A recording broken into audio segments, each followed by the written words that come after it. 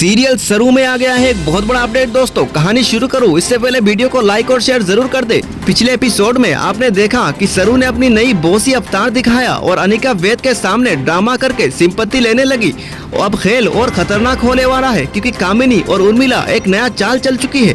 वेद अपने कमरे में रिंग लेकर बैठा था। उसके दिल सरू को प्रपोज करना चाहता था, लेकिन अनिका के लफ्जों की चोट उसके दिमाग में गूंज रही थी। क्या सच में सरू पैसों के घमंड में बदल गई है या फिर अनिका मुझे बेवजह भड़का रही है? इसी उलझन में वेद सरू को देखते ही सॉफ्ट हो जाता है, लेकिन अनिका के आंसू उसके दिल में शक भर देते हैं।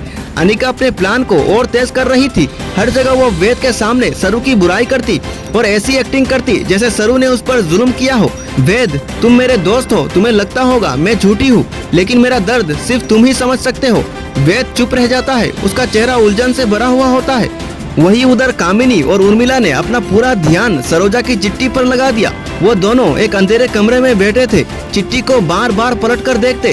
कामिनी ने गुस्से से कहा, अगर ये चिट्ठी असली सबूत है तो सरू अंपायर की मालकिन बन गई, लेकिन अगर हम इसे झूठा साबित कर दे तो सरू की कुर्सी हमेशा के लिए चली जाएगी। उर्मिला चालाक हंसी के साथ कहती है, बिल्कुल, हमें बस इतना करना है कि सबके सामने दिखाया कि ये चिट्ठी फेक है और तभी अनिका फिर से अंपायर की रानी बन जाएगी। कामिनी का दिमाग और ज्यादा शैतानी चाल चलने लगता है। उसने डिसाइड किया कि अंपायर का सबसे बड़ा राजदार दादाजी को ही खत्म कर दिया जाए। दादाजी हॉस्पिटल से घर लाए जा चुके हैं। उनका शरीर को कमजोर था, वो ना चल सकते थे ना बोल सकते थे, लेकिन आंसुओं से सब कुछ देखते और समझते थे। एक रात कामिनी चुपके से उनके कमरे में घुसी। अंधेरा था, सिर्फ एक लैंप की हल्की रोशनी थी।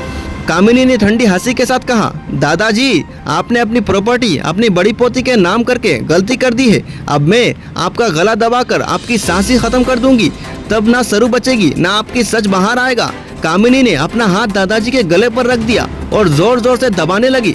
दादाजी की आंखें फट गई, वो तड़पने लगे लेकिन आवाज नहीं निकल पाई। तभी दरवाजा खुला, वहाँ वेद आ गया। उसने दूर से देखा कि दादाजी का मास्क साइड हुआ था और कामिनी उनके पास थी।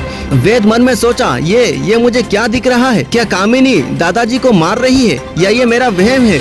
वेद 2 कदम आगे बढ़ा। कामिनी तुरंत अपने हाथ पीछे कर लिए और एक्टिंग करने लगी। अरे वेद बेटा, मैं तो दादाजी को चेक कर रही थी, उसका मास्क गिर गया था, तुम्हें शायद गलत लगा। वेद के चेहरे पर उलझन और घबराहट थी। उसका दिल कह रहा था उसने गलत देखा, लेकिन दिमाग कह रहा था शायद ये बस एक इल्यूशन था। वेद ने अपने आप से कहा, नहीं, मैं किसी पर ऐसे इल्जाम नहीं लगा सकता, शायद मेरी वहम था। लेकिन दादाजी की आंखों में कुछ तो कहने की कोशिश की। इधर सरू अब भी पावरफुल बन गई थी। उसने अनिका की हर छोटी चाल को जवाब देना शुरू कर दिया। सरू मिरर के सामने खड़ी होकर अपना रिफ्लेक्शन से बोलती है, अनिका, कामिनी, उर्मिला, तुम कितनी भी साजिश कर लो, मैं तुम्हारी सारी चालें उल्टी करूंगी और वेद, एक दिन तुम खुद समझोगे कि तुम्हारी असली साथी मैं ही हूँ। अभी दोस्तों एपिसोड के एंड में कैमरा दादाजी की आंखों पे जूम करता है। उनके आंसू बहती जा रही है। वो दुनिया को कुछ सच बताना चाहते थे लेकिन बोल नहीं पाते। बैकग्राउंड में कामिनी की आवाज गूंजती है, सरू, अब तू देखना, तेरी कुर्सी भी चली जाएगी और तेरा प्यार भी। तो दोस्तों अब कहानी का लेवल और बढ़ गया है। वेद का कंफ्यूजन, कामिनी की शैतानी चाल, दादाजी का सच सबके सामने आने का स्ट्रगल। तो दोस्तों अगर आपको सरू सीरियल के हर एक अपडेट सबसे पहले पाने हो तो हमारे चैनल को फॉलो करें, लाइक करें और कमेंट में अपनी राय जरूर बताएं। दोस्तों नमस्कार।